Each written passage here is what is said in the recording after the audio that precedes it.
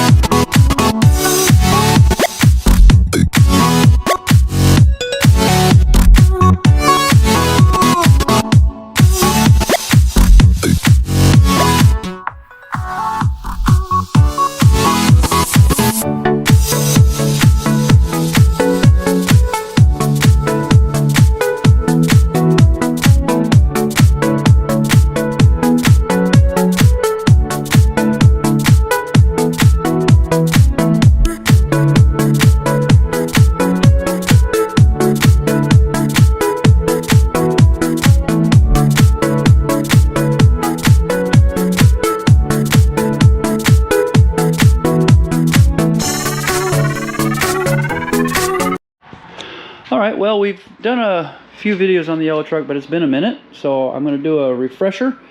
Not trying to be too redundant or boring, but it's been a minute. So we got her in the shop here. The last time we worked on this was at the other shop, so a little bit different.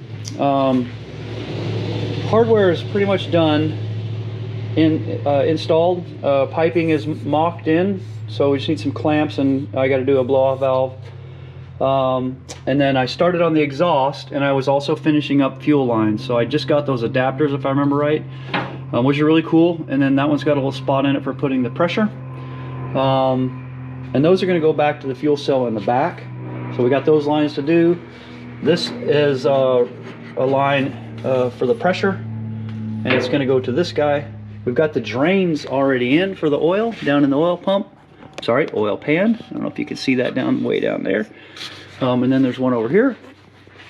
The adapter plate, I stole a piece off of it for the blue Mustang, so I had to order one of those. Got it in. So we're going to start doing all the little stuff to get this where we can start it, or where it should be able to start, I should say. And we've got all the pieces over here out on the table, or a lot of them anyway. The computer, as you see, it's Haltech Elite 950. There's a bunch of fittings and stuff. Most of those are probably extra, but we'll see. I've got a boost referenced fuel pump regulator, or fuel pressure regulator, sorry. Obviously, blow-off valve. Oil tank for, you know, I've got those fittings in the valve covers. One of the older videos talks about it, but I don't know if you can see it, but it's right there. And then this guy will go here. So these will route over here. I think I'm going to put that over here where the battery used to be. And the fuel pump is this this AEM. I can't remember which one it is, which part number it is, but it's supposed to be big enough to handle this. And then the filter. We also have a flex fuel sensor. So this was relocated 100,000 years ago. Fuel tank, fuel cell. But this is where we're going to mount the fuel. As you can see, the flex fuel sensor's there, and it's ready to go. This line goes up to the front. I'm sorry. This line goes to the side of the deal over here. Yep. And yep. So that's where all that's going to go. We're going to mount the fuel cell there. I'm going to look for a solution to this another time, but just for right now, we're going to get it running on this fuel cell with those configuration. It does have ladder bar, 410 gears, spooled up rear end. It's got disc brakes on it on the front, so a lot of that stuff is just going to stay the way it is. The transmission was rebuilt professionally, not by me. So then we got the biggest hurdle is get this exhaust down and still make our linkage work, and then finish up all these little things. So it's probably a good solid week worth of work, and then we'll try and clean it up. Now you can see this is a different color, or maybe you can't. It's the same color. That's 20 years old or whatever, and this is a couple years old. I've got another fender in here. I got the last one from LKQ or whatever, and it was new old stock. It's painted. I've got another grill if I need it, but I'm going to get a front bumper.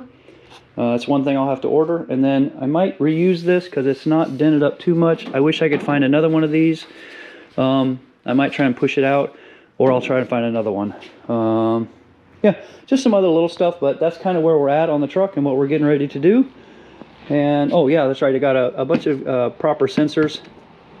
Oh, there's the 3-port boost controller. So we're going to try and do that with a Haltech.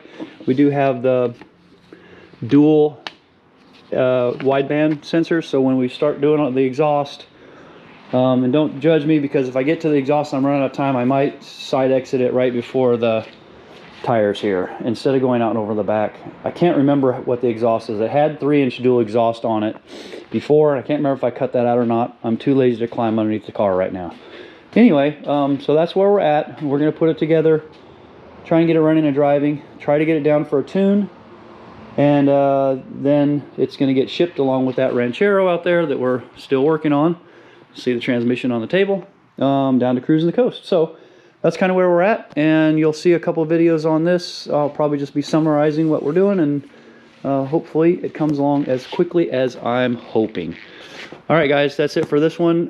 Please like and subscribe, because really trying to get where I need to be with the channel, and I can bring, you know, more content that way, obviously, but cooler cars and cooler stuff. And of course, we'll keep around these old guys, because this one's not going anywhere. This is the first car I ever bought with my own money back in 1986. Anyway, there we go. Well, that's that. Thanks for watching. See you on the next one.